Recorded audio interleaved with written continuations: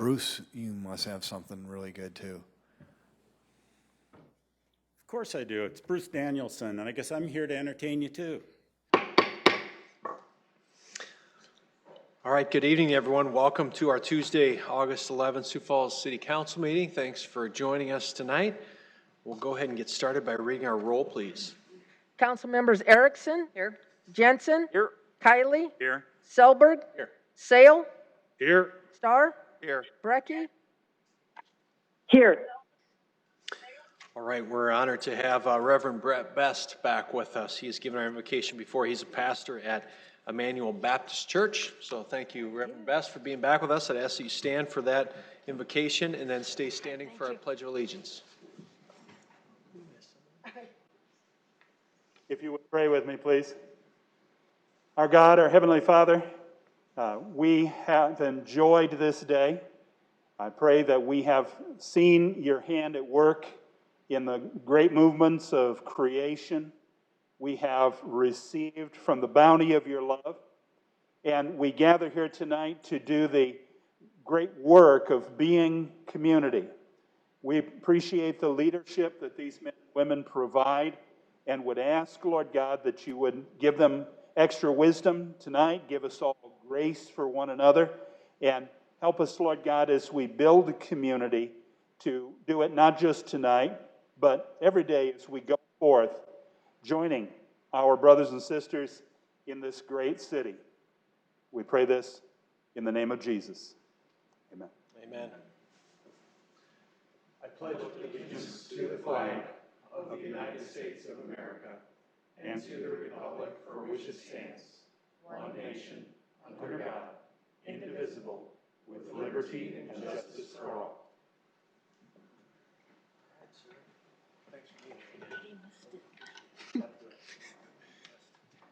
You went past Kylie. I thought, what the heck? I thought we got through our roll like 1/8 quicker than we normally do, and that's because we didn't call Counselor Neitzer, but he's here. So are you here? I am here, although I'm not on the agenda. Here. So we have all 8 counselors here. So, all right, we'll move on with item 4, which is our consent agenda. Look for any changes or motions on that. Move to approve Erickson. Second, Kiley. All right, we have a motion and a second on that. Counselor Brecky, did you have? Mr. Mayor? Yep, go ahead. Yes, I'd like to remove items 11 and 2 to the regular agenda. All right, can I confirm, is that 11 and 2 or 12 and 2? I don't have one in front of me. Is it the one, can you read to me which 12 and 2 are? 11 is pest management services for facilities. 12 is planning and No, that's development. not the one. Yeah. 12 is planning and development services at housing, storm drainage, habitat for humanity project.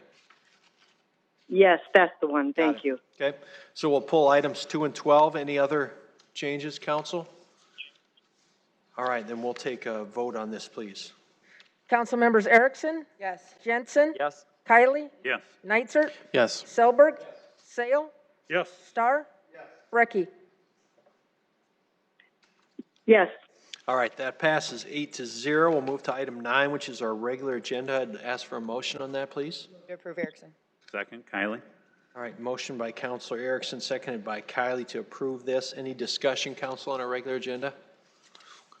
All right, we'll take a vote, please. Council members Erickson. Yes. Jensen. Yes. Kiley. Yes. Neitzer. Yes. Selberg. Sale. Yes. Starr. Brecky.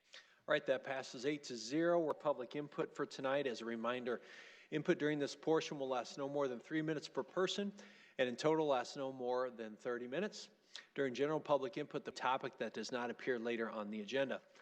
For regular agenda items following general public input, comments are limited to 3 minutes unless the item is being presented, in which case public input is limited to 5 minutes.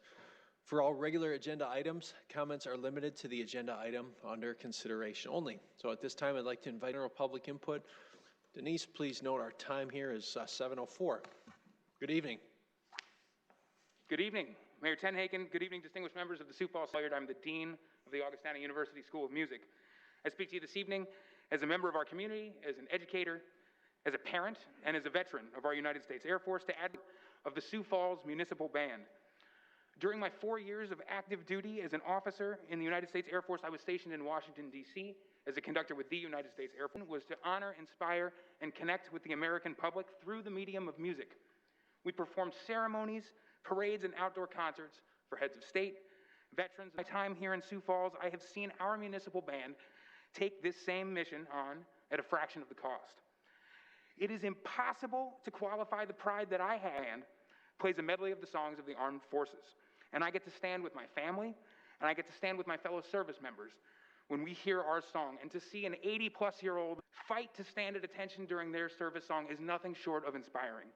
And this is the only organization in our community that can provide that service. And minds in ways that words cannot. Music stirs emotions, and there's nothing like the feeling of hearing John Philip Sousa's Stars and Stripes Forever underneath the sky on the 4th of July, performed by a band of a group of neighbors. As a music educator, I can speak to the outstanding opportunities that a municipal band can provide for a young person. Jersey. And each summer, from 8th grade onward, I played with 3 community bands every week. Those organizations provided me with jobs that set me up for success as a leader. As a manager, I performed for my first time as a soloist with the band, and then had my first opportunities to conduct a public concert. As Augustana University students from the region and beyond, we consistently market Sioux Falls as an outstanding place to live and to work. And the municipal band is part of what makes this. Families sitting together under the stars, hearing the rich tapestry of our American, Midwestern, South Dakotan, and Sioux Falls musical heritage is why I speak for Augustana University when I say that we want to see the Sioux Falls Municipal Band here for another 100 years. So as a veteran and educator, a parent and a member, I request that this team of leaders reevaluate the annual budget so that it may appropriate for full funding of the Sioux Falls Municipal Band. Thank you for your time and the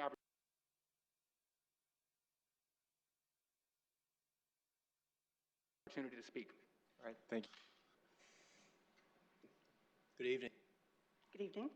My name is Kathy Bangesser. I'm a lifelong Sioux Falls resident, and I've been a member of the municipal band for more than 40 seasons.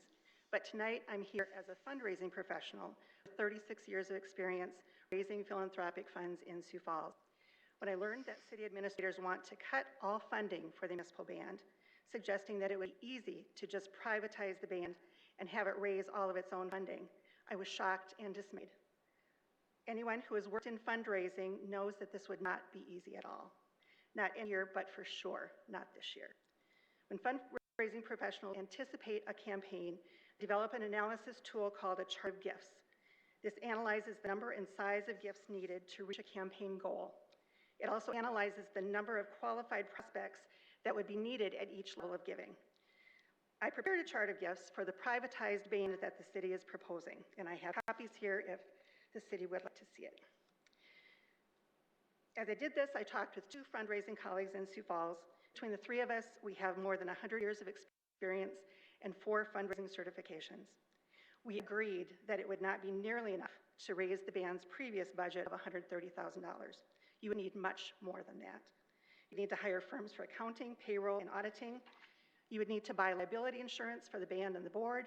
You would need to insure the equipment, instruments, and vehicle. And you'd especially need to insure the band's music library, which has been built over 100 years and is irreplaceable. And you would have to allow for an additional 20% to cover fundraising costs.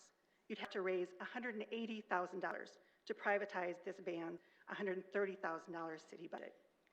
Your lead gift to get to this campaign goal would have to be $25,000, not just 1 year, but every year. You need to close at least 250 gifts, not just 1 year, but every year. To do that, you need to identify and solicit 1,200 qualified prospects. That means you'd have to recruit at least 200 volunteers and manage them. All this when the band has no current donor base and not even a mailing list. I hope that the City Council will make their decision about the municipal band's future funding from a position of reason and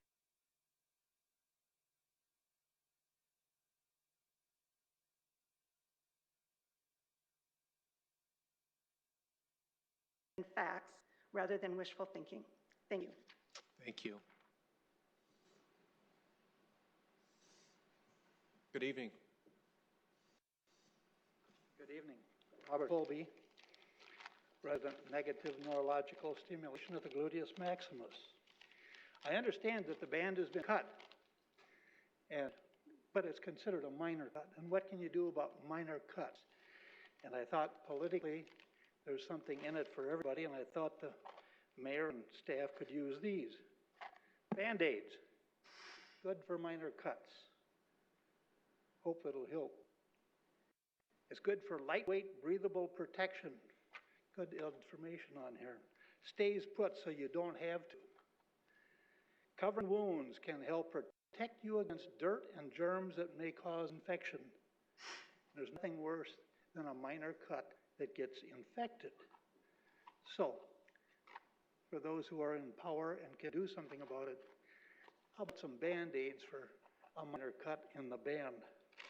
Don't forget, minor cuts do get infected. Thank you.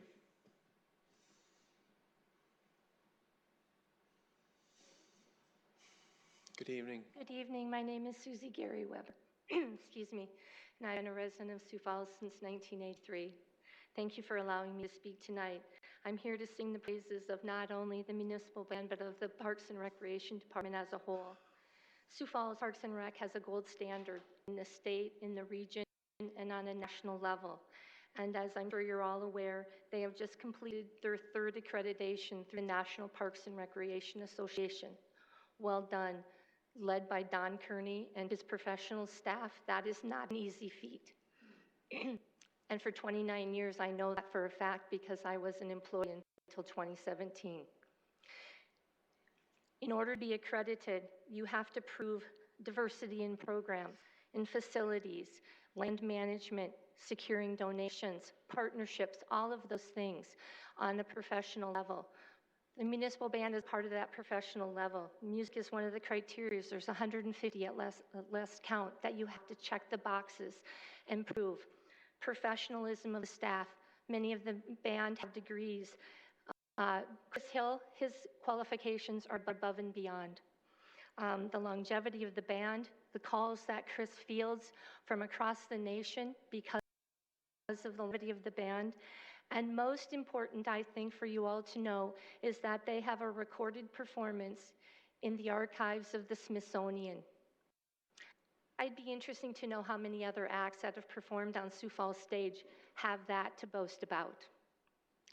In 2010, the Sioux Empire Arts Council gave an award to Sioux Falls Parks and Recreation for the quality of programs that the city offers and the value that it offers to the citizens of the city.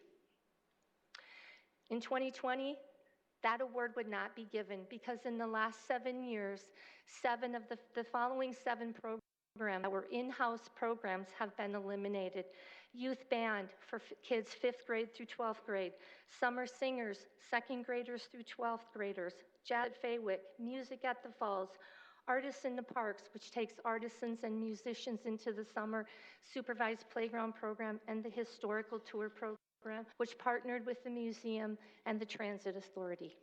In addition, the band has been reduced, personnel cuts, music selection, their equipment. Oh, except they're still using a piece of equipment that was purchased with the New Deal money. That was during FDR's administration. I know decisions are hard for budget cuts, but you eliminate the band, what will you claim as your own? That music portion is decreasing as we sit here.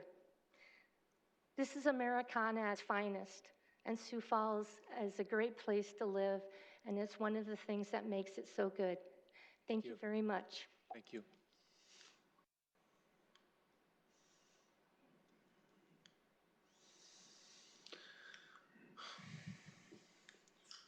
Good evening. Greetings. I'm David Tokaitis, and could you fix that for me, please? There we go. I'm here tonight to talk about racist marijuana enforcement. Not necessarily a popular topic, but we should start with some history. Marijuana was criminalized back in the 1930s under the cover of Racist Lies by Harry Anslinger. Nixon's war on drugs certainly made the matter worse, And none of this is for the public health. That's not why marijuana was criminalized. Marijuana is now criminalized mostly to help big business. Drug companies don't want competition, and the prison industry wants more customers. So that's why we have illegal marijuana these days. Now, to get more towards the point, if you're a black man in South Dakota, you use about as much marijuana as a white man in South Dakota, but you're 5 times more likely to be arrested for marijuana possession, just on the color of your skin. In Minnehaha County, that's 4.5 times as likely. It's getting a lot closer to home. It's a lot worse in Franklin County, Massachusetts, though, where the ratio is 116 to 1. Pretty crazy. South Dakota seems to have a big fascination for arresting people for marijuana because we're the nation's highest marijuana arrest rate. So why is this going on? That's hard to figure out. But law enforcement tends to focus on problem areas, and problem areas tend to be where poverty lives, and that tends to be where black people live. So if you're focusing that community for enforcement, you're going to end up with racist problems.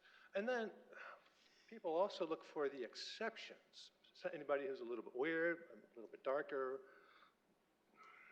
doing weird things like shoveling dirt off a bike trail, cause for suspicion. So what's the solution to all this? And we've got to go back to what government was really all about. And if you go back to marijuana prohibition, you discover that it's not about science, but if we make government about science and not so much about greed, then you have to look at scientific studies that show that marijuana is safer than alcohol, and you look at studies that show that medical cannabis has a lot of practicality, and the obvious solution is to legalize marijuana. But we also need to look at some of the other related problems, and that is criminal justice employees need to understand their implicit biases, because we all have implicit biases. And then there's a whole lot of social problems that we should try to address, just because that's the thing.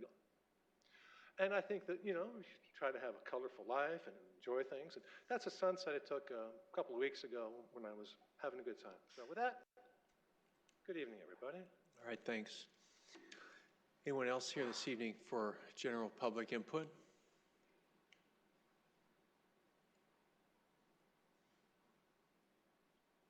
Good evening, sir. Good evening, Dennis Haugen. I've just been here about 100 days now. What do you do when you come up and talk to champions? You know, you're champions. Because I tend to compare, and I look across the United States, and I look at who was the fastest, the quickest, and the best at planning against rioting. You're number one. Number two is President Trump for Washington, D.C., calling out the National Guard there. It took him a few hours. So you're number one, President's number two, and then you go down the line. Minnesota was number 3 maybe, but after 4 days, it looks like a bombed out crater in Minnesota. So the only thing you can say to champions like you is keep doing what you're doing. Don't stop. Just keep thinking the way you think, keep planning the way you plan, look ahead. Sioux Falls is really a great city compared to a lot of others. Traffic is so easy here. Parks are beautiful. You can get in the restaurants. I mean, it's like you've got no problems. I know there's a lot of, hell is relative. I know the people that are here and haven't been around and looked, you know, they've got problems. But your champions, stay that way. Don't let any of this negative talk. You see, you got politicians so scared that it's almost like mayors and governors, and particularly where I came from, Washington, Oregon, you know, it's like they're leading the rioters, instigating the rioters, totally scared of the everyday citizen that works hard, invests money, has a house, trying to raise a family, you know. I mean, Washington, Oregon still haven't called the National Guard. And does it look like they can handle their problem? Fires every night, you know. Seattle, 6 blocks. taken over for, 2, 3 weeks? The only reason it was easy to clean out is the sanitation was so bad, it smelled so bad that the rioters left after they controlled the area for, whatever, a month and a half. And you know, it's funny about when you come to racism, more innocent, hardworking, honest blacks have been killed because of this rioting. In one city after the other, Missouri, Minneapolis, you know. So there's a lot there that has to be sorted out. Thank you very much. All right. Thank you, Dennis. Anyone else this evening for general public input? All right. Denise, we'll move on to our next item. The next item is item 2, electric lights, 20001, electric lights, unforeseen projects, Whittier neighborhood conversion, 6th Street to Austin Street and Sherman Avenue to Blauvelt Avenue to award bid 20-1102, Builders Electric LLC, $249,970.25. All right, thanks. Councilor Brecky, you want to speak to this? Yes, I did, and I did. Is there someone there that can explain the project a little bit? If they want to come up, I'll just kind of explain why I pulled it from the agenda and wanted to have a little further explanation. It's a lot of money. It's $249,000. That's a lot of money, and I thought it would be helpful, you know, for the public to know, because we've had a lot of public input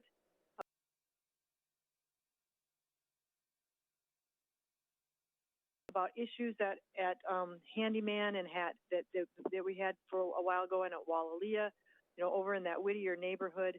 I just think it's important that the public knows that their comments are not falling on deaf ears, that we are responding as we can and as we can plan things out and trying to deal with the health of that neighborhood. And I would just list some of the things. I mean, I know there's been increased police presence over there. We just learned today during our budget hearing that, you know, there's going to be a modified Project Nice and Keep over there. And then I saw this lighting project and I thought, boy, I'd like to learn just a little bit more about it. So just giving the administration an opportunity to just explain that, you know, we are hearing what people are saying. We're trying to do things that affect that neighborhood. And I know there's, you know, been some street work over there as well. So who's ever up at the podium now, if you can just go ahead and speak to it a little bit. I just wanted to give you that opportunity and that platform. All right, thanks. Jerry, good evening. Good evening. Jerry Jungling, Traffic Light and Power Superintendent. Yes, as Councilor said, this is the first of a multi-year investment in the core of the neighborhood, removing, you know, aging power lines in backyards and moving them underground and putting them in their front yards.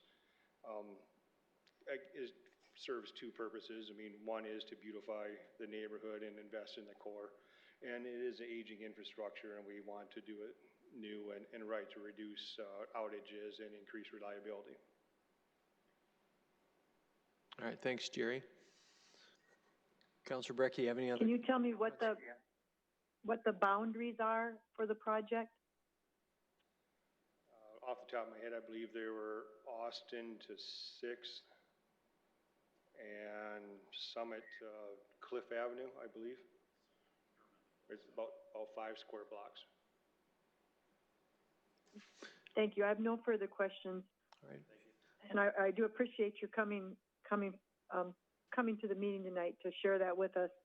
And then I just wanted to add that the city does care about all of its neighborhoods, and you know we know that the city's health really is based on the health of our neighborhoods as a whole. And so I just wanted people to know again that we are listening and we are hearing them when they come forth with their issues. Thank you. All right. Would you like to make a motion on this item, Councilor Brecky? I would move to approve. Second, Starr. All right, motion by Brecky and seconded by Starr to approve this item. Is there other discussion on the council on this? All right, we'll vote on item 2 then, please. Council members Erickson? Yes. Jensen? Yes. Kiley? Yes. Neitzert? Yes. Selberg? Sale? Yes. Starr? Yes. Brecky? Yes. All right, that passes 8-0. And the second item pulled was item 12. It's Planning and Development Services, Housing Storm Drainage, Site Acquisition Development Agreement, Amendment to provide funding to Habitat for Humanity for acquisition, design, infrastructure, and construction. Funding will be used to increase the availability of affordable housing units. Housing will provide up to $100,000 for acquisition of the property and a portion of the final design. The infrastructure for the project of $24,200 will be divided. Housing will provide 1/3 of the cost, $12,100, and Public Works storm drainage will provide 1/3 of cost, $12,100. Any costs in excess of this amount will be paid by Habitat for Humanity, and this Habitat for Humanity of Greater Sioux Falls, Inc., $124,200. All right, Councilor Brecky. Yeah, just a similar reason why I'm asking that. I think is Shelley Unruh there? If she is, I'd like her to come up and explain this project. You know, Mayor, you were very proud, and as a council, we are proud of your Sioux Falls One framework, which you are operating under. And the number one issue that was identified as of most important in your framework is that of affordable housing. And so I think it's important that we bring the public along with us, and they know that, you know, some of the things and have some details about some of the things that we are doing, you know, to further that number one goal. And we learned today again in our budget hearings that housing has a goal of having 1,000 created or rehab units by the year 2022. And as of now, they have 273 units this year. And so they're well on their way to achieving that goal. And I suspected when I looked at this item that, you know, because we didn't have an individual briefing on it, and we didn't need one, but I just suspected when I looked at it that this does contribute to what we are trying to achieve with that goal. And so I asked Shelley to come tonight to kind of explain that project, and if you can just give the public a few more details on some of the other things that you're trying to do to achieve that one framework goal of affordable housing. You bet. Thank you, Councilor. Shelley, good evening. Good evening, Shelley Unruh, Housing Manager with the City of Sioux Falls here. Thank you, councilors, for the opportunity to talk to you about this project. This is a project that we announced earlier this year as a partnership with Habitat for Humanity to create 26 units of town or twin homes. What makes this such a unique project is that this is the first time that we are investing in a development project like this. We may have done this in the past before, but this is an innovative project in the fact that in addition to creating affordable housing units, we are also going to pilot a low-impact design for streets. So that is why you see the amendment coming forth tonight of Public Works partnering with housing to provide some additional engineering costs to partner with Habitat to not only create a great neighborhood with affordable housing for folks that are below 80% of AMI, but also to pilot a low-impact design street development in our community. So with that, I'll take any questions. All right, thank you, Shelley. Does anyone have any questions for Shelley on this? Councilor Starr? Yes, Shelley, tell me, what is 40% of AMI in Sioux Falls or less? 80% of AMI in Sioux Falls or less. So those are folks making under $60,000 a year. Thank you. Other questions for Shelley? This is Councilmember Brecky again. So how many additional units will this add to the affordable housing inventory? So this will add 26 additional units of affordable housing, getting us closer to our 1,000-unit goal, and this will be over a 2 to 3 year time span for the completion of this project. All right, thank you, Shelley. Other questions for Shelley? All right, Councilor Brecky, you want to make a motion on this one as well? I do, thank you. Move to approve. Second, Erickson. All right, motion by Councilor Brecky and seconded by Erickson to approve this item. Any discussion, councilors? All right, hearing none, we'll take a vote, please. Council members Erickson? Yes. Jensen? Yes. Kiley? Yes. Neitzert? Yes. Selberg? Sale? Yes. Starr? Yes. Brecky? Yes. All right, that passes 8-0. We'll move on to item 11, please. Second reading, an ordinance of the City of Sioux Falls, South Dakota, amending the Code of Ordinances of the City by amending Chapter 30, City Council to enhance transparency in city government. Counselor Kiley, you gonna Yes, take this? I will take that, and I'll try to be a little more brief than what we were during the informational, as well as last week during our first reading. The informational occurred 2 weeks ago, actually 3 weeks ago now.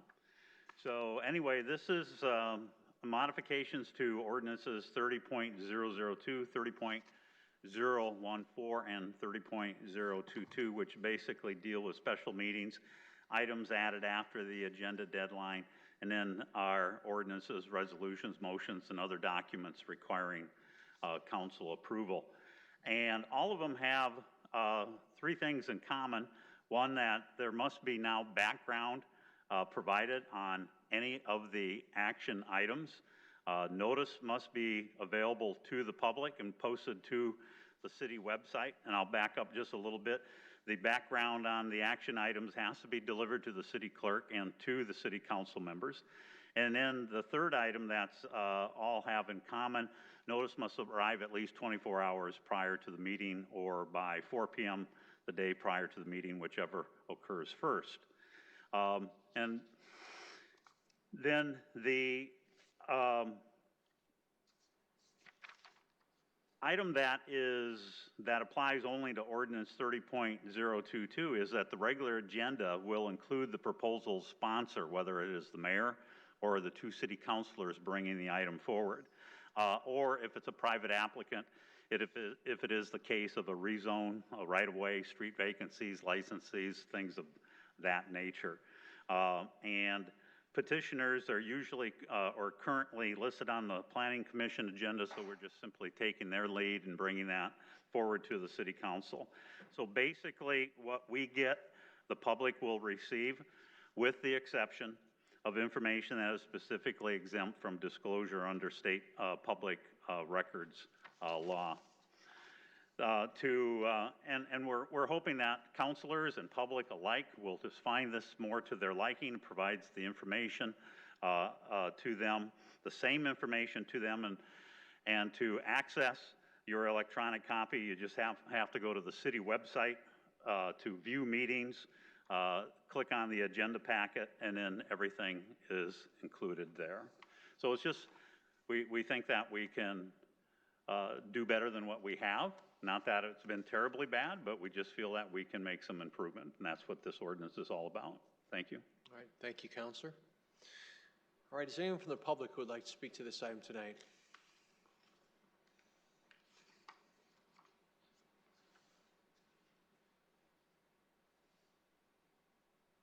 Greetings again. I'm still David Zokaitis, and I'd like to talk about this agenda item. Now, I stand up here a lot and talk about problems and say we should do things better. Every now and again, I get an opportunity to say, good job. So that's what I'm talking about tonight.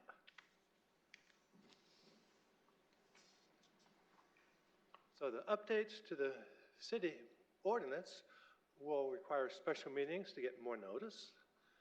And the purpose of the special meeting, the public will also get to know about that. And the agenda item sponsors will appear on the agenda. And I like to say these are all great changes and nice improvements and good work.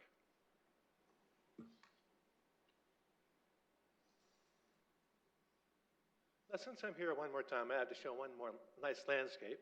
This happens to be the same picture I showed earlier before the image adjustment. It's amazing what you can do with image processing software. So have a good evening, everybody, and good work. All right, thank you. Anyone else here to speak on this item tonight? All right, counselors, let's move to a motion. Move to approve, Erickson. Kylie? All right, motion by Erickson, seconded by Kiley to approve this item. Discussion amongst the council on this one? Counselor Starr? Yes, I'd like to thank the sponsors for bringing this. I think one of the things that stands out to me is that it basically eliminates the red notes, or what we've had access to that the public hasn't had access to as part of it. So basically the red notes become public. The deadline of getting us information by 4 o'clock the day before is awesome. And most importantly, understanding who's bringing a new ordinance by having the sponsors listed. And so the public understands who's bringing the proposed ordinance changes. from the council point of view, and just really opens up what we're doing to the public. And I think they're all great changes and really not very controversial at all. And I think it's something that the public's going to appreciate when they want to know, to be able to follow along with what we're doing. So good job, and I appreciate the hard work, councilors, for putting this together. All right, thank you, Counselor. Any other discussion, Council? Counselor Erickson? One thing I just want to add is that when we looked at this, when Councilor Kiley and I looked at this, as we discussed, we did talk last week also, this will be in effect on October 1st. We wanted to give enough time for directors and others to be able to really understand what is expected and make sure that we've got those changes available, and so we can kind of unleash it without any issues. So just so everyone's aware, you'll see those changes coming forward October 1st. Okay. Any other discussion, Council? All right, hearing none, we'll take a vote on this item, please. Council members Erickson? Yes. Jensen? Yes. Kiley? Yes. Nitzert? Yes. Selberg? Sale? Yes. Starr? Yes. Recky? Yes. That passes 8-0. On to item 12, please. First reading, an ordinance of the City of Sioux Falls, South Dakota, amending the revised joint zoning ordinance for Lincoln County and the City of Sioux Falls by rezoning property legally described as Track 1, Popinga's Addition in the northeast corner of the southeast quarter of Section 20, Township 100 North, Range 49 West of the 5th Principal Meridian, Lincoln County, South Dakota, from the A1 Agriculture District to the C Commercial District. Good evening, Mayor, City Council. Adam Roach with Planning and Development Services. The site is located south of 85th Street on South Dakota Highway 11. It's outlined in white there. The predominant land use in the immediate area is agriculture, and if you see, look off to the northeast, there is some rural residential. Just a close-up on the site location, approximately 6.79 acres.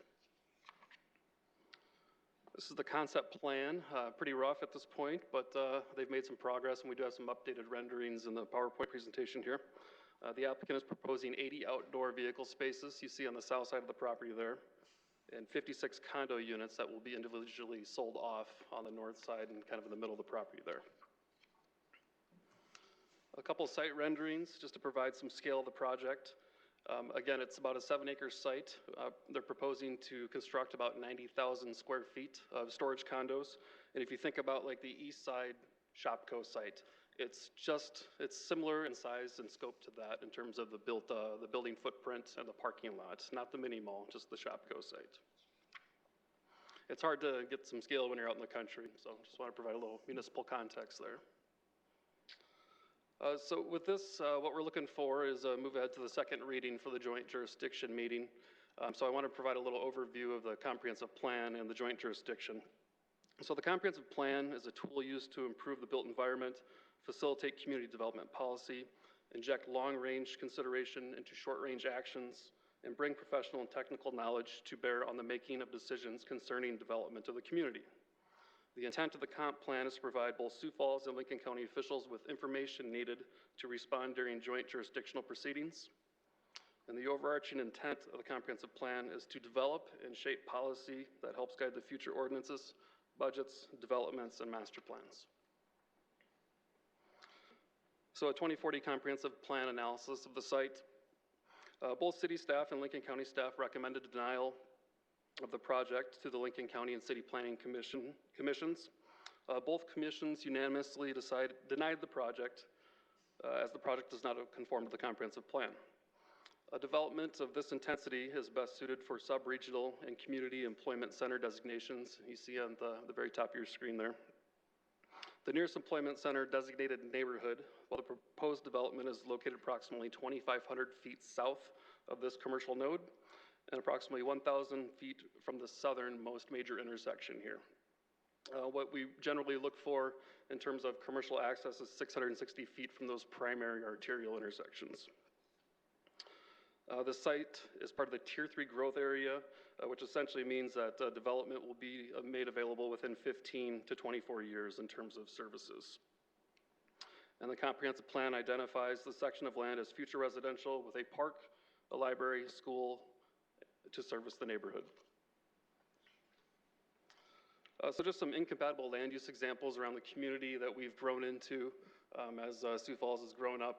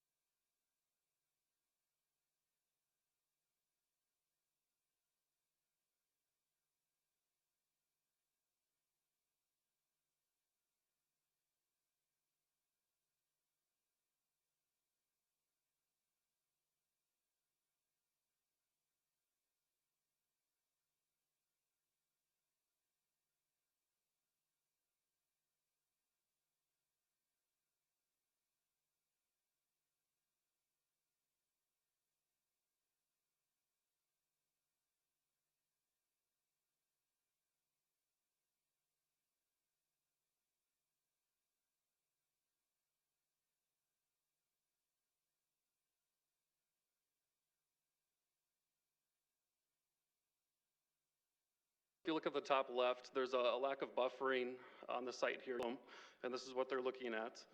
There's inappropriate screening. It should be screened, or slats in the fence. And then if you look at the picture to the right, there's no connectivity with the adjacent residential properties without sidewalks there. Use of materials are not appropriate in terms of barbed wire and gravel. And I already hit on the inappropriately screened outdoor storage, and you'll see that across the site. But this is 67th and South Sundowner, and then there's another example on 65th and South Colbert. So the community as a whole have to deal with these challenges until the site takes on a new land use. This is what we're seeing in Sioux Falls here. It is in our best interest to preserve rural areas beyond the urban service boundary, to promote orderly growth, eliminate conflict between urban and rural areas, and keep growth of the city concentrated to effectively manage costs associated with public services and infrastructure. And with that, I'd like to open up with any questions that you may have, and we do have the applicants here if you have any questions for them. Thank you. All right, thanks, Adam. Anyone from the public here to speak on this item tonight?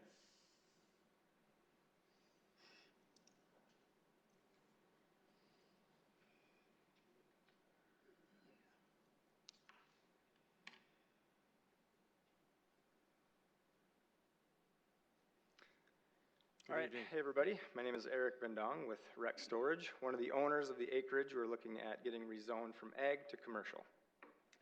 Our plan that you've just seen, the picture of, roughly 75 outdoor parking spots as well as 54 storage condos for sale. These will be secured, fenced, and well lit, and will look nothing like those pictures he just showed. We'll have, you can see a bunch of trees on the outcropping of that, and I think we're far enough out on the city plan that those trees will be quite mature by the time the city gets to us, so no issues there. This was initially voted down by the Planning and Zoning of Sioux Falls and Lincoln County at the joint meeting, July 8th. The only reason it didn't go with the 2040 Shape Sioux Falls Comprehensive Plan, like Adam spoke about. If you look at the map, we are on the extreme edge of the 2040 plan, which is already behind schedule, as you may know. So we would probably be closer to 2050 or further. Everyone who spoke at the joint zoning meeting really liked this idea and seen a great need for it for the area. The need for a facility like this is very high right now. Camper dealers and boat dealers in the area are setting records for sales, thanks to COVID, but those campers and boats, they're not going anywhere. In fact, most of the storage facilities in Sioux Falls, McCarty in Harrisburg, Tebbins, ENR Storage are all full. And Sioux Falls has an ordinance in place that doesn't allow you to park these at your home. So this is really a win-win project. This area is perfect for this project. It's out in the country, away from the city, along a state highway that is close to a four-way stop at 271st Street. Great accessibility from the east side of Sioux Falls, the south side of Sioux Falls, or the north side of Harrisburg. It's not really an ideal spot for residential like the comprehensive plan suggests. However, we would act as a great buffer zone between future residential and the busy state highway, Highway 11. It would actually be very convenient if it was residential near us, as you could be very close to your boats and campers. So we don't really see a huge issue with that. Again, it's going to look very nice, kind of like our drawings show. We already have two commercialized neighbors, Aldashel Landscape and Green Art Landscape. I spoke to both of them, and they have no issues with what we're doing. Jason from Green Art was all for it. He thought the idea was great. Mr. Poppinga, the neighbor who has farmland on all three sides of our property, he had two concerns, his property value and water drainage. And we've worked very hard at getting him those two answers. We've presented him with facts from Jesse Fonkerts at the Lincoln County Economic Development Association, stating how this would be a big boost in the arm for Lincoln County and would boost property values in the area because of the scope of the project. According to Jesse, the county needs this. Water drainage will not be an issue because of the holding area we have on the property, which you can see on the front left corner. Again, that size is going to vary. Engineers will make us grade this property so there are no water issues. Poppingas were happy that we answered the two concerns for them. I have met with them in person a couple times and a few times over the phone. We're just trying to be great neighbors for them. So, Chad, yeah. Right. Keep going? No, I'm up. 3 minutes, that's it. Thank you. All right. All right, hi, thank you for having us tonight. My name's Chad, and I'm also one of the owners. Last Chad name? Grun. There you go, thanks. Sorry. I'm also one of the owners that's in with Rec Storage. One of the things that I was going to touch on was the economics, as he touched on with talking to Jesse Fockerts, but we believe this project is going to cost close to $5 million, probably start to finish. And when done, the units will roughly generate $1,500 in property tax per unit. With 54, 55 units, that's about $80,000 a year for that. And that doesn't include the actual land property tax, which we believe will bring it up to about somewhere around 90 or a little higher.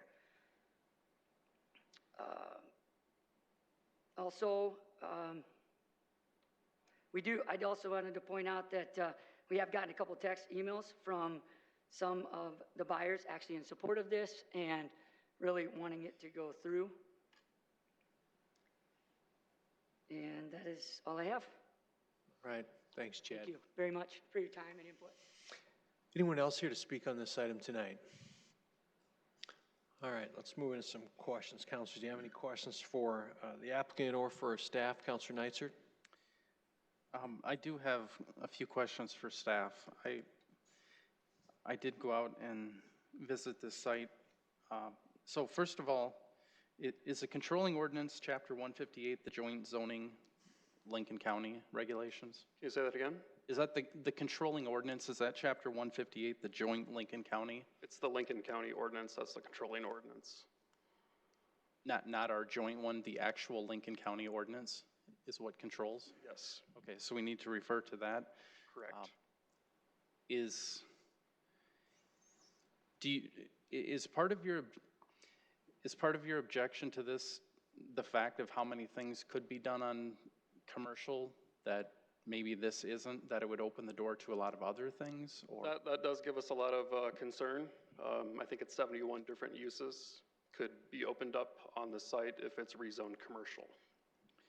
And there's no conditions that, do they have a provision, no provision to add conditions? Not within the rezone.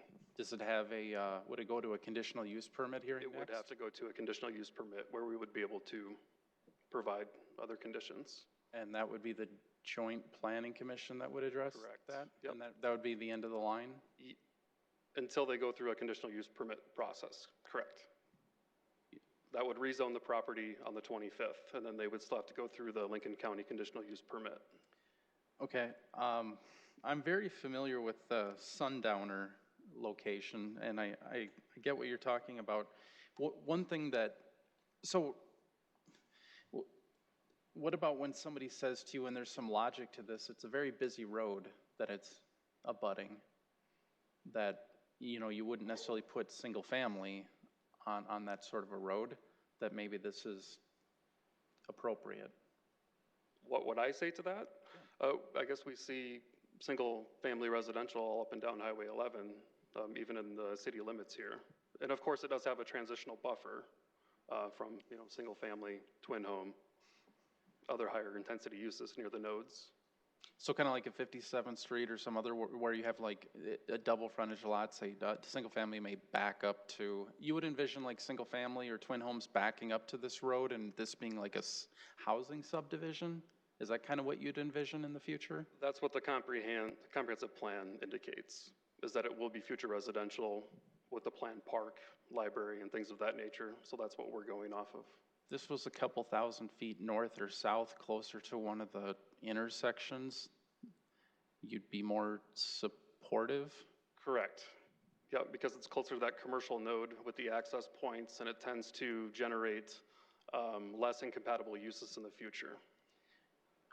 What if there was a way to, if it was just going to be this, if you knew for sure it was going to be this, it wasn't going to be anything else, does that change staff's opinion?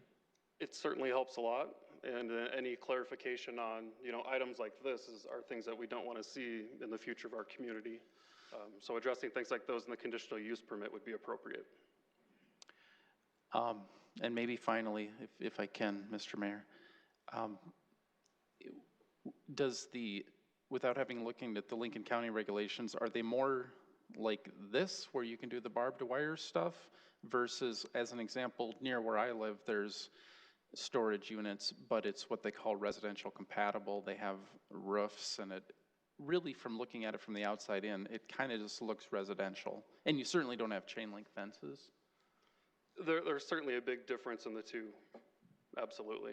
So the regulations would allow something more like this than the residential self-storage? Lincoln County standards are not as strict as ours, but those are some things that we could put into the conditional use permit conditions, if that's what we want to see. Okay, thanks.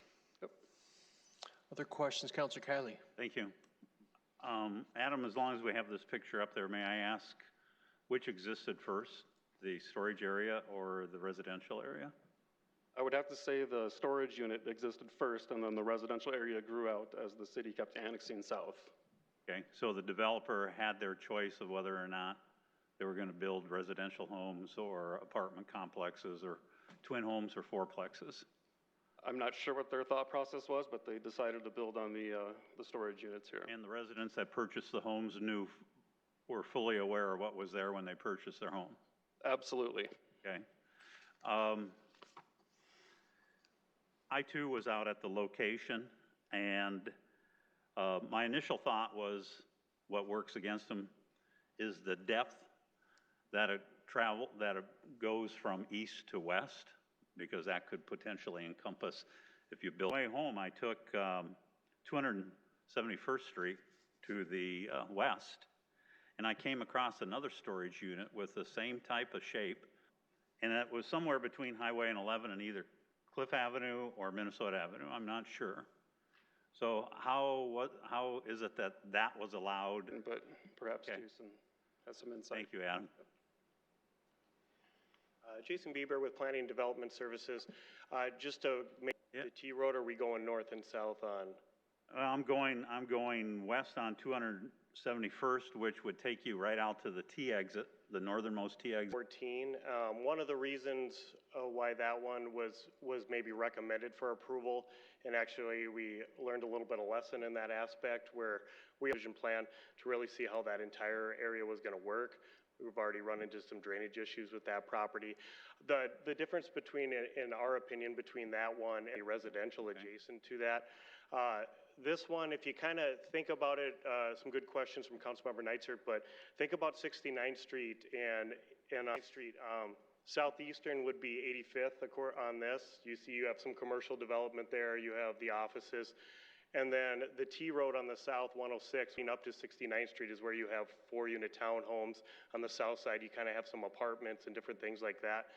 We're not specifically saying that we think this is going to be single-family, busy road like this. We'd probably see more of a higher density residential use, maybe some townhomes, and specifically once you get around a school, a future school, obviously that. So that's really where I think our staff's perspective is, if this was a little bit farther south or farther north at that commercial node, it'd probably be Wasn't near a commercial node either.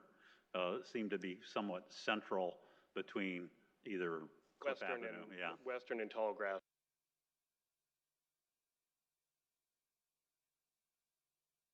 That one's between, yep. Okay.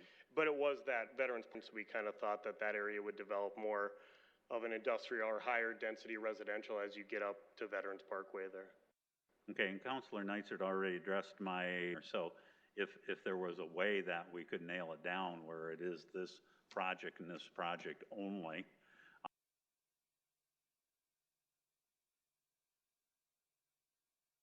I too would feel better about that. And if we could go to, those are just regular storage units, or this has a pitched roof similar to what you would find in a residential home. One concern I had, maybe the applicant can address it.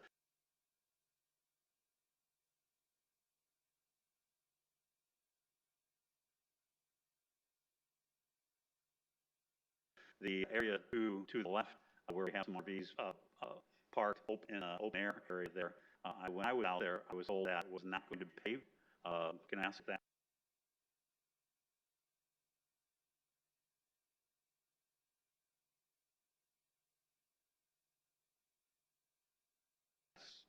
If that has changed, I guess I would have some concern over that, although if you pave it, it creates more impervious area, which could lead to additional runoff issues, but if you could address that. Yeah, so you're speaking about the color, like pink? Yes. Yeah, so that would be either grass or red rock or crushed gravel of some sort. It would not be paved. Okay, thank you. Yep. Councilor Erickson. Thank you. Couple of questions were already addressed, and I appreciate that of what was there first. My question, Adam or Jason, is say it's not zoned, say it's denied. Okay? What could go there now if they want? I also was at the site, and I think most of us went out there along with a lot of county commissioners. And so if it's denied, they still have options. If it's zoned ag, what could they put out there? And I know one thing for certain, and it's a landscape company, because those are allowed within the agricultural district.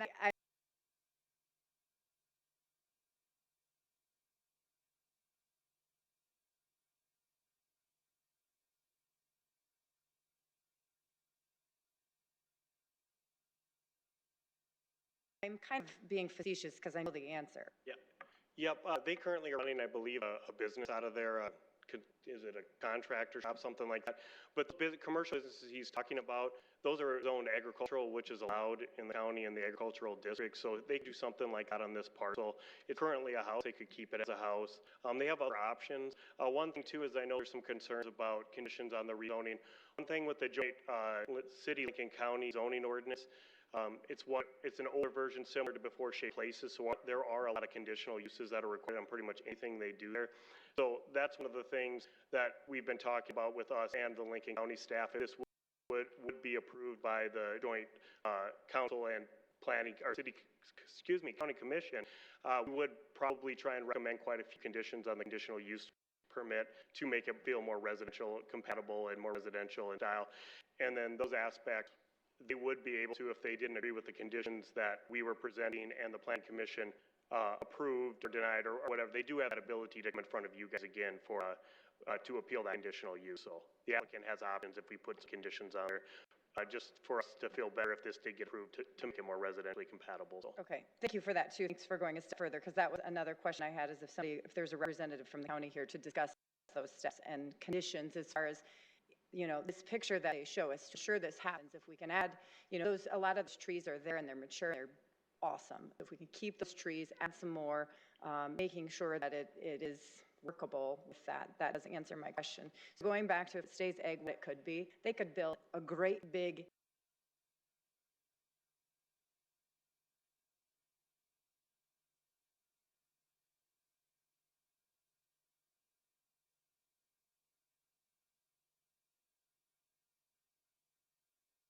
huge Burton building there and rent it out. They can build quite a few things. A lot of them do need conditional uses, though, that would still come in front, but yes. And what are the property taxes? That I wouldn't know. It stays the same. It's ag land, Yeah, so I it stays believe the that same. they assess it the same, and we can get you that info. Toby with Lincoln County, they're actually doing our first reading tonight with the county commission. So when we do that joint meeting, we can give you a little bit more information on what's allowed in the ag district. And really, I think if you guys do decide to approve this, we would probably take direction from you on what conditions maybe we would put on the conditional use permit. We could listen to what you guys were saying and possibly put that on there, or recommend that obviously for the planning commission. So my point with that though is with it saying ag, you know, we have a huge loss of economic impact for that as well as we were able to rezone it. I think we're hearing from the applicants that they're saying, yeah, I mean, I don't want to put words in your mouth, but the picture that you're showing us is pretty much what they want to do, that if this council and the Joint Commission agrees to saying, hey, let's just hold your feet to fire so you don't put in a big box store. I know that's not your intent, but if that gives everyone the safeguards, I don't know why that would be the issue. Highway 11 is busy, and you go north just a little bit, there's a giant car lot there, giant. Yep. So there is a lot of commercial already that's existent on Highway 11.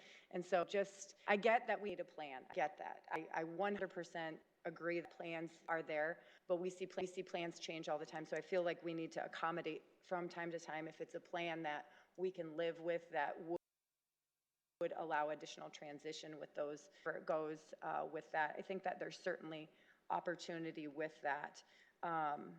And then just one other quick thing with you, we're talking about Franklin Motors. We're developing an industrial area. That gentleman was in the county. He did annex in and he did run utilities down there to do his industrial development. So that's one person that they're wanting to annex in, but totally agree. There are some commercial businesses on there. I do think that Highway 11 will probably not be quite as busy when Veterans Parkway comes swooping through there.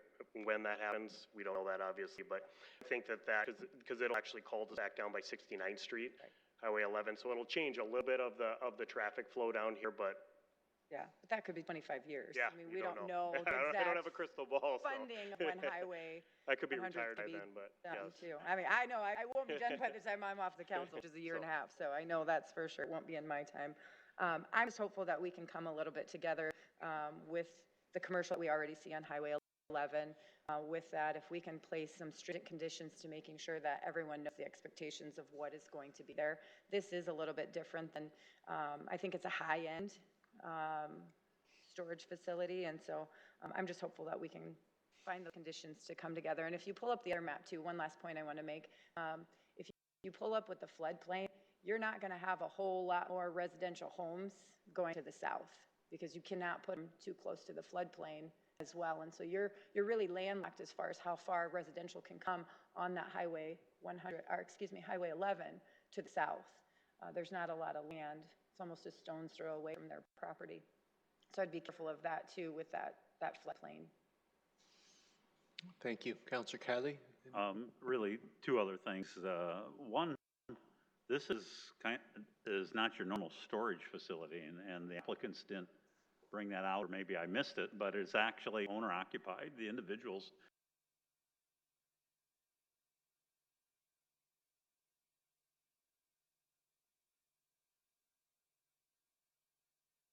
are purchasing those units. It's not on a long lease plan or anything of that nature. So I do believe this is significantly different than, Adam, what you had pictured before, but I would agree 100%. We want to avoid that type of scenario because, quite frankly, that's ugly. And we don't have ugly for somebody else to deal with down the road. So I think, basically, I think Councilor Erickson brought up a good point with the floodplain as well too. So I think that's probably enough. Thanks. Councilor Selber. Thank you, Mr. Mayor. I think a lot of good questions have already been answered. I too would probably feel better if this was a one project only zone type of deal, and again, holding their feet to the fire. But after visiting the site, I mean, it's in a great location. It sure seems to be a good fit. There's a definite need for the business. There is commercial in that area. Looks to be well planned and attractive facility from what we've talked and had a nice conversation. Things have been well thought out. I would certainly think it's an asset to the county. And I appreciate the incompatible land use example, and I'm sure it's like anything else in my business with resident. You always do market analysis and try to find an apples to apples. I'm not sure the one I saw here was quite reading with me what I see out there, but Again, I appreciate the need that you got to be cautious as you plan, but it certainly looks like a good fit to me, in my opinion on that. So, my 2 cents. Thank you.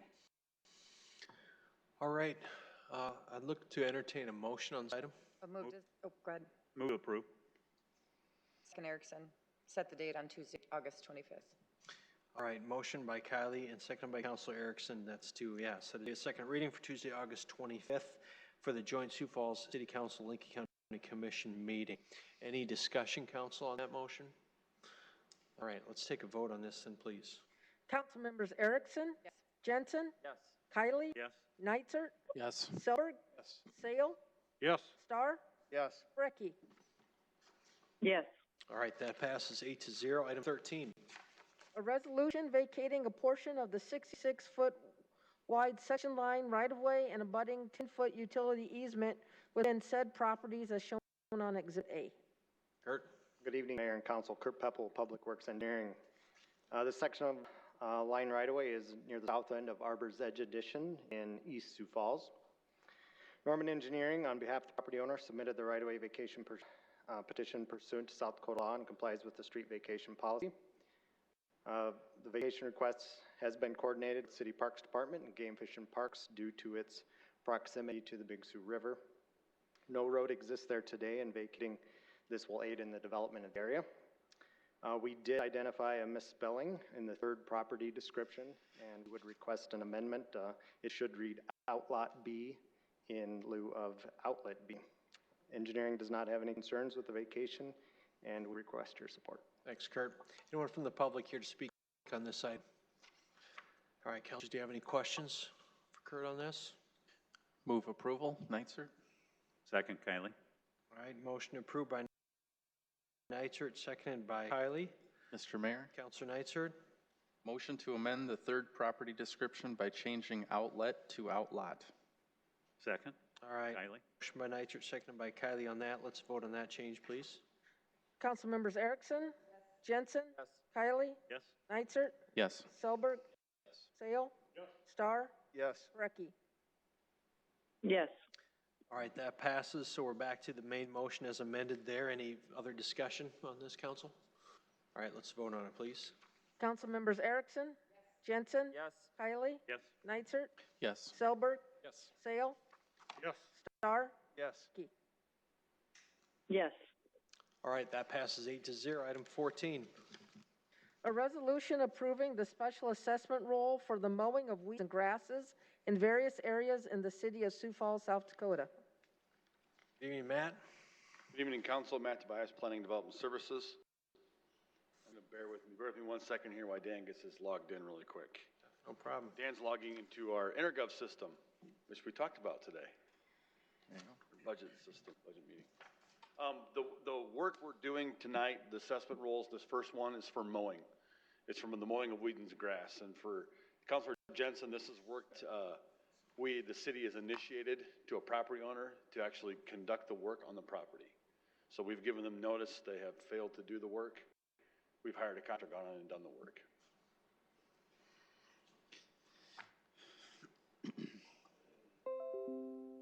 Alrighty, so what we have before you tonight are, for weeds and mowing, we have 4 properties in Lincoln County for a total of $340.42. And we have 162 properties in Minnehaha County for a total of $8,523.55. All right, thanks, Matt. Anyone from the public here to speak on any of these items? All right, councilors, got any questions for Matt on this? Okay, look for a motion. Move to approve. Second. Motion by Kylie, seconded by Erickson to approve this item. Discussion, councilors? All right, we'll take a vote, please. Council members Erickson? Yes. Jensen? Yes. Kylie? Yes. Nitzert? Yes. Selberg? Sale? Yes. Star? Yes. Brecky? Yes. All right, that passes 8-0. Item 15. A resolution approving the special assessment role for tree trimming in various areas in the city of Sioux Falls, South Dakota.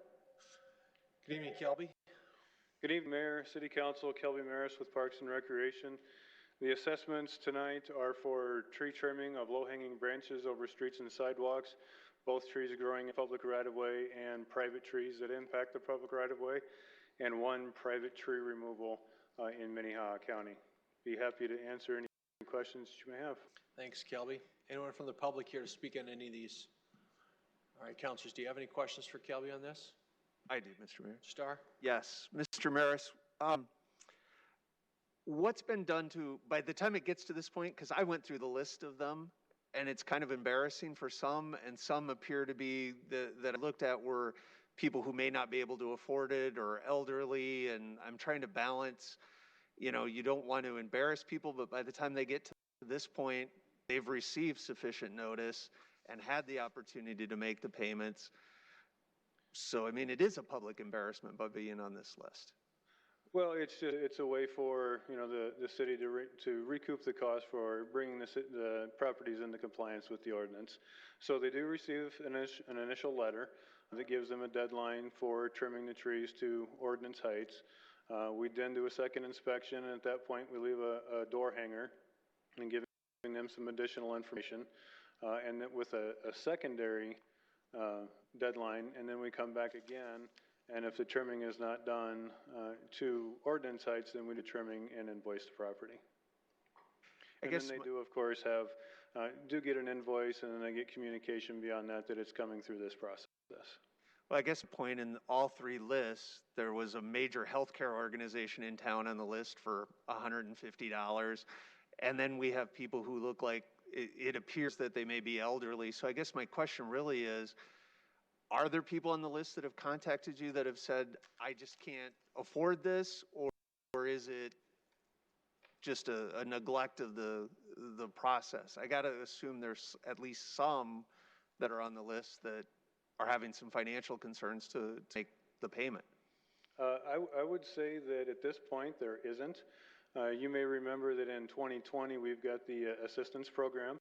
And the 3 people that applied for the assistance program were granted that assistance, and their properties were brought into ordinance at no cost to them. So that process is in place. It has worked for everybody that's taken advantage of it, and it's in the initial letter that they get. And when they call, we of course talk to them again. That program is available if you need financial assistance and meet the criteria. Then we'll bring that property into compliance at no cost. Awesome. Thank you. You're welcome. Other questions for Kelby on this one? Look for a motion. Move to approve, Starr. Second, Selberg. Motion by Starr, seconded by Selberg. Discussion, councilors? All right, hearing none, we'll take a vote, please. Council members Erickson? Yes. Jensen? Yes. Kiley? Yes. Neitzer? Yes. Selberg? Yes. Sale? Yes. Starr? Yes. Brecky? Yes. All right, that passes 8-0. Next item, please. A resolution approving the special assessment role for snow removal in various areas in the city of Sioux Falls, South Dakota. Good evening, Shelley. Good evening, Kelly Unruh, Housing Manager with the City of Sioux Falls and overseeing property maintenance. This is for assessments for the removal of snow. For Lincoln County, we have 7 properties for a total of $1,511.75. And then for Minnehaha County, we have 99 properties for a total of $29,415.32. I have both my property maintenance manager, Kelly Boyson, and Dan Hine, if there are any questions. All right. Thank you, Shelley. Anyone from the public here to speak on this topic tonight? All right, councilors, do you have any questions for Shelley? Councilor Erickson. Thank you. Shelley, don't go far. You knew I'd bring you up, or Matt. I've had the chance to look at one of the invoices that came through, and I did send this through to a few people and just talking about it. And I know we sat down and talked to it with our staff as well as Councilor Neitzer, and I did that. And there was just some eye-opening things to me along the way, and some things that you guys have talked about for a change in procedure. There were a few over the $500 assessment. Some are repeat offenders. Some need to be on the rental registration, which there clearly is a benefit for that. When you get notified, you have the opportunity to either come do it yourself or have some sort of ownership in the game, I will say. And it's just a great opportunity to talk about the rental registration as well, because it's a huge asset to being notified for that instead of getting a bill for $1,000. And so as we talked about this, we've seen a huge influx in the number of reporting properties. So I want you to talk a little bit about how we discussed some of the changes and procedures as we move forward, and then also what we've seen as far as only a small portion to where we are now with the C-Click fix and the difference with that. Sure, yes. Thank you for the opportunity to talk about our procedures in this incident in particular. So when this happened, this was a unique snow event for Sioux Falls. We had 1 week between December and January where we had almost 2 inches of precipitation, and the temperature never got above freezing. So then when you go to the end of January, only I think 2 or 3 times did the temperature go above freezing. So you may have seen several reports on the news that it was being highly reported, folks having difficulty traveling in neighborhoods because of the coverage of snow and ice on sidewalks. So that's why you see the unusually high bills. This is an anomaly for us. This is an unusually high billing year for us. Normally it's not this high. But a couple of things I'll say to our procedure. The one thing that our property maintenance staff does very well is to communicate with the owners when we have their contact information. So if they are registered on the property or rental registration list, then we will notify them that their property is in violation and that they were reported, and we try our best to communicate and work with them. If they are not listed on the rental registration, then we have no way to contact them. And so we follow the ordinance as far as going out, doing an inspection, and then posting a notice and follow-up. So a couple changes that we're going to do to our procedure is that we're also going to, when we feel like it's going to be a larger than normal amount, we're going to be able to notice that or give that information to the homeowner so that they can anticipate what that potential cost will be, and they can remedy that fact before they incur that cost. Another big change that was different this year, normally we have a reporting system through C-Click Fix. Last year we had about 271 C-Click Fix reports. This year we had over 1,000 C-Click Fix reports. And we don't usually respond unless it's reported to us. So we're not going out into neighborhoods and looking for snow to post a violation on. It's reported to us, and then we respond to the report that we're given. But if we go into a neighborhood and there are subsequent properties that are out of compliance, we're not just going to violate that one person in the middle of 2 properties that are both out of compliance. We're going to put a violation on all of the adjoining properties to bring everybody into compliance so it's fair across the properties.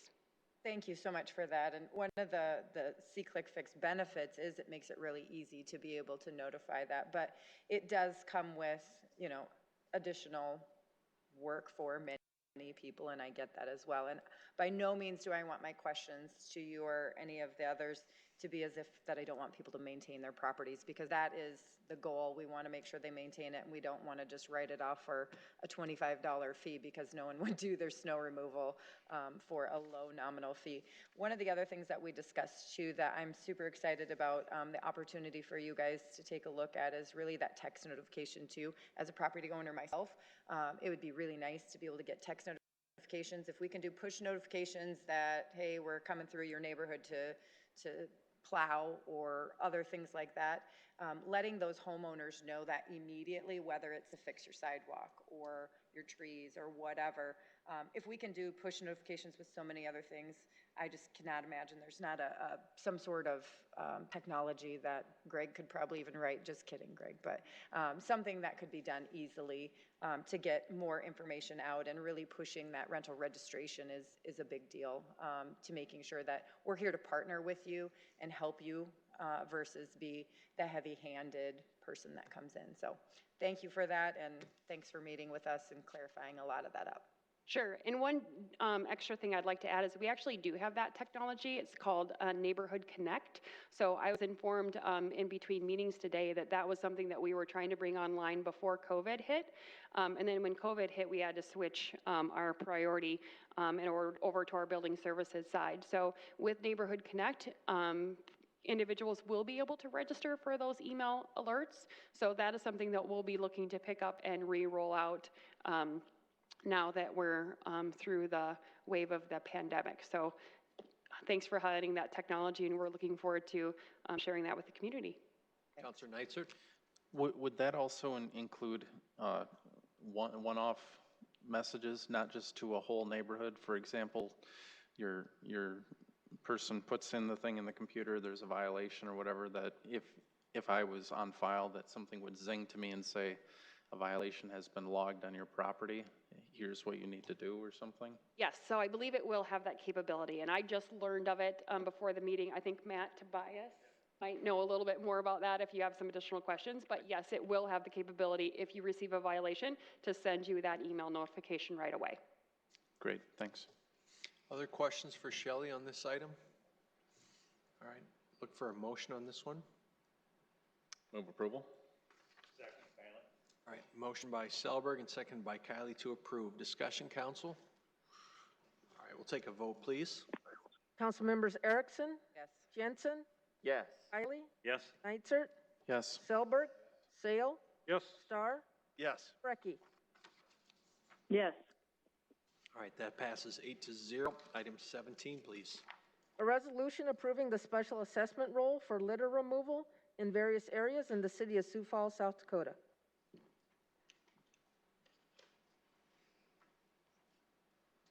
Good evening, Council. Again, Matt Tobias, Planning Development Services Manager.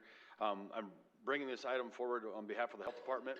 Dominic Miller from the Health Department is here with me in the back, so he can answer any individual questions. But overall, there were 8 properties for a total of $1,933.83. These properties, these were primarily for garbage pickups. After the property receives its household garbage, they receive a 3-day letter. And once they receive that letter, we give them 3 days to take care of the garbage, and they did not. So these were for garbage pickups. All right, thanks, Matt. Anyone from the public here to speak on this item? Councilors, do you have any questions for these guys? Move to approve. Okay. Second, Selberg. Motion by Kylie, seconded by Selberg to approve. Discussion, councilors? All right, hearing none, we'll vote on it, please. Council members Erickson? Jensen? Yes. Kiley? Yes. Neitzer? Yes. Selberg? Sale? Yes. Star? Yes. Brecky? Yes. All right, that passes 8-0. Item 18. A resolution approving the special assessment role for repair or demolition of real property in various areas in the city of Sioux Falls, South Dakota. Shelley Unruh Housing, this is for property maintenance when it is the securing of property or the demolition of property. For Minnehaha County, we have one property for $193.88. This property needed to be secured and was boarded up. All right, thanks, Shelley. Anyone from the public to speak on this topic? Councilors, do you have any questions for Shelley? All right, look for Approve, Erickson. Second, Kylie. motion by Erickson, seconded by Kylie to approve this. Discussion, council? All right, let's vote on it, please. Council members Erickson? Yes. Jensen? Yes. Kiley? Yes. Neitzer? Yes. Selberg? Sale? Yes. Star? Yes. Brecky? Yes. That passes 8-0. Move on to item 19, please. A resolution approving the release of a general utility easement located within Lot A, Lot 16, Lot 32, and Lot 33 in Block 6 of the Grand Prairie, in addition to the city of Sioux Falls, Lincoln County, South Dakota.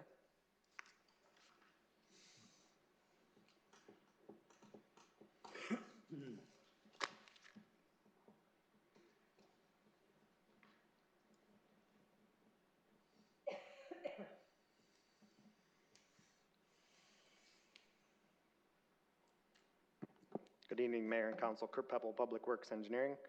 The easement in question is in the Grand Prairie addition near 77th and Minnesota Avenue. There are no facilities within the general utility easement area to be released, and is no longer needed. It's served its purpose and things have been, the utilities have been removed. Engineering does not have any concerns, and with the release and request your support. All right, thanks, Kurt. Anyone from the public here to speak on this one? Counselors, you got any questions? Can I Move get to a approve motion? Erickson. Second, Jensen. All right, motion by Erickson, seconded by Jensen to approve this. Discussion, counselors? Let's take a vote, please. Council members Erickson? Yes. Jensen? Yes. Kiley? Yes. Nitzert? Yes. Selberg? Sale? Yes. Star? Yes. Brecky? Yes. All right, that passes 8-0. Item 20. A resolution declaring certain real property of the city surplus and approving inspection and salvage agreement. Good evening, Shelley Unruh Housing. Again, this is part of our program and our reaching our goal of BHAG of creating 1,000 units. So part of that is preservation of housing when we can do that. So you may have seen agreements similar to this come before you before when we surplused homes in the Tomar Park neighborhood. There are 3 homes that are going to be scheduled to be moved in the spring next year to a core development. So this is an additional 5 homes that were purchased by Public Works, and we have the opportunity to save these homes and relocate them to a new development. So there are 4 homes on Palisade Lane and 1 home on Holbrook. So we will partner with the Southeastern Development Foundation to move and relocate these homes for affordable housing. All right, thanks, Shelley. Anyone from the public who would like to speak to this item? Counselors, do you have any questions on this item? Counselor Starr? Yes, thank you, Mr. Mayor. I guess my question, Shelley, is where are they going to? Where are they being relocated, and how are they going to continue to be useful in the city? So we will be, or they will be relocated, I believe, to the Grasslands addition, which is over on the, northwest side of Sioux Falls. Marion and 34th. Yeah. Perfect. Thank you. Other questions for Shelley while we got her up here? Counselor Nitzert? And just to be clear, these were purchased because for drainage improvements, they need this land? Correct. So the houses are fine, they just need to move. Right. Yep. So they would have been otherwise demoed. So we evaluated the homes and realized that they were able to be moved and could do it for an economical cost to make them affordable once they're moved. Okay, thanks. Other questions for Shelley, council? All right, look for a motion on it. Move to approve, Starr. Second, Selberg. All right, motion by Starr and seconded by Selberg to approve this item. Discussion, councilors?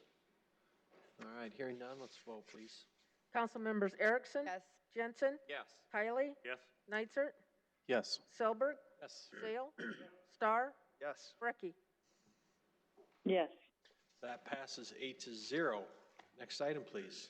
A resolution establishing the City of Sioux Falls provisional legislative priorities for the 2021 state legislative session. Good evening, Jim. Good afternoon, good evening, councilors. For your consideration is a provisional resolution adopting 17 legislative priorities developed in consultation with the City Council, administration, and partner local governments that included Minnehaha County and other surrounding communities. These priorities include support for legal publication options, emerald ash borer mitigation funding, support for legal immigration and refugee resettlement, pollinator-friendly right-of-ways, and many others. The reason for this being a provisional resolution is that it's intended to provide direction for those who participate in the South Dakota Municipal League's Policy Committee meetings, which will be next week. By the end of this year, a final resolution will be put forward in front of this body for its approval, and then will be delivered to each of the local legislators. There are a few changes to this provisional resolution. The first one includes support for the effort to raise the bid limit for supplies and services from $25,000 to $50,000. Supplies and services is defined in state law as the furnishing of labor, time, and materials, and this change would adjust for inflation and bring South Dakota in line with other neighboring states. The second item supports state funding, or adequate state funding, to reconstruct a portion of Slip Up Creek Road from 476th Avenue to the South Dakota State Veterans Cemetery. This would support both an administrative or a legislative solution to this. And then for your reference, this is where the blue line is Slip Up Creek Road, and it's just north of the intersection of 229 and I-90. And so it'd just be a mile section that would be replaced. I'd be happy to answer any of your questions. This is the legislative timeline. All right, thank you, Jim. Anyone from the public here to speak on this item tonight? All right, counselors, let's get a motion and we can go into a discussion. Move to approve, Erickson. Second, Jensen. All right, motion. Second, Brecky. Motion by Erickson, seconded by Jensen, thirded by Brecky. Discussion, counselors, on this item? Counselor Erickson? Jim, thanks for all your work on this again. I know that we started this some time ago, and it's really a great opportunity for us to work with legislators, and we've all enjoyed some success from it, from the county to the council and even some of the surrounding communities. So thanks for all the work you put into it. It's like herding cats, I'm sure, so it's appreciated. Thank you. Other discussion, counselors, on this item? All right, hearing none, let's go ahead and take a vote on it then, please. Council members Erickson? Yes. Jensen? Yes. Kiley? Yes. Nitzert? Yes. Selberg? Yes. Sale? Yes. Star? Brecky? Yes. All right, that item passes 7-0. We'll move on to 22. A resolution advising and giving consent to the appointment of members to the Southeastern Council of Governments, CCOG Board of Directors, Urbanized Development Commission, UDC, and Sioux Empire Leadership Council. Good evening again, Jim David with the City Council Office. This is the annual resolution providing advice and consent to the outside committees. Your consent on this would extend their term to June 1st of 2021, with the exception of the Sioux Empire Leadership Council. That term would expire on May 17th of 2022. Happy answering your questions. Thanks, Jim. Anyone from the public here to speak on this topic tonight? Counselors, you got any questions? Move to approve, Erickson. Second, Kiley. All right, motion by Erickson, seconded by Kiley on this. Any discussion here, council? All right, let's vote on this one, please. Council members Erickson? Yes. Jensen? Yes. Kiley? Yes. Nitzert? Yes. Selberg? Sale? Yes. Star? Brecky? Yes. All right, that passes 7-0. Next item, please. A resolution vacating East 21st Street from the west right-of-way line of South Gary Drive to the east property line of Tract 5 of the Cherry Creek addition to the city of Sioux Falls, South Dakota, as shown on Exhibit A. Kurt? Good evening again, Kurt Peppel, Public Works Engineering. This section of East 21st Street is in East Central Sioux Falls, just east of Cleveland Avenue. City Engineering worked with the property owners to submit a right-of-way vacation petition pursuant to South Dakota law and the city's vacation policy. There are some easements retained for utilities on the east and west edges. A neighborhood meeting was not required as no road exists there today. It's just a little remnant that goes to nowhere. Engineering does not have any concerns with the vacation and requests your support. Thanks, Kurt. Anyone from the public here to speak on this one? Counselors, got any questions for Kurt? All right, look for a motion, set a date, a second hearing for Tuesday, September 8 on this. Move approval. Second, Nitzert. All right, motion by Selberg, seconded by Nitzert on that. Any discussion, counselors? I'll make a motion to amend the third-party description. Oh, we don't need to do that. I'm on the wrong one. Jeez, turn the page, Erickson. Sorry. I'm gonna I think that's. no motion to amend, so we'll go ahead and take a vote on this item. Council members Erickson? Yes. Jensen? Yes. Kiley? Yes. Nitzert? Yes. Selberg? Yes. Sale? Yes. Star? Yes. Brecky? Yes. All right, that passes 8-0. On item 24, please. A resolution vacating a portion of Merlin Avenue lying adjacent to Track 1 to Hobson's Addition, an addition in the east half of Section 8, Track 100 North, Range 49 West, 59th Prime Meridian, Lincoln County, South Dakota, and adjacent to Lots 1 and 2 and Block 2 of the Bend addition to the city of Sioux Falls, Lincoln County, South Dakota, as shown on Exhibit A. This right-of-way is located in southeast Sioux Falls, just southwest of East 57th and Veterans Parkway. Property owners submitted the right-of-way vacation petition pursuant to South Dakota law and the city's vacation policy. Neighborhood meeting was not required as there is no road there today. Vacating the right-of-way will aid in the development of the area. Engineering does not have any concerns and requests your support. All right, thanks, Kurt. Anyone from the public here to speak on this? Counselors, you got any questions? All right, look for a motion to set a date of hearing for Tuesday, September 8 on this. Move approval? Anybody want to second that bad boy? All right. Seconded by Counselor Kylie. Any discussion, council? All right, we'll take a vote, please. Council members Erickson? Yes. Jensen? Yes. Kylie? Yes. Nitzert? Yes. Selberg? Yes. Sale? Yes. Star? Brecky? Brecky? Yes. All right, that passes 8-0. Item 25.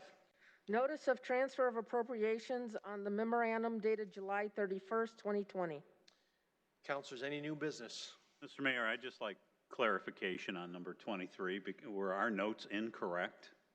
Because these are different properties. And it does show that there should have been a motion to amend the third property. Yeah, so. So if we do it now, we could reconsider that item. The amendment was on 13. That's a different property. Yeah, we show it on both. Did you just need it on the one? Just on the one. Okay. Okay. So it didn't apply to this item. So I wasn't totally wrong. Nope. Nope. Got duplicated. It must have got duplicated. No. Good to clarify before we adjourn. Yep, thanks, Rick. Good. All right. All right, counselors, can I get a motion to adjourn then? Move to adjourn. Second. All right, motion by Jensen and seconded by Erickson. All those in favor say yes. Yes. Opposed? All right, we're adjourned. Have a good night, everyone.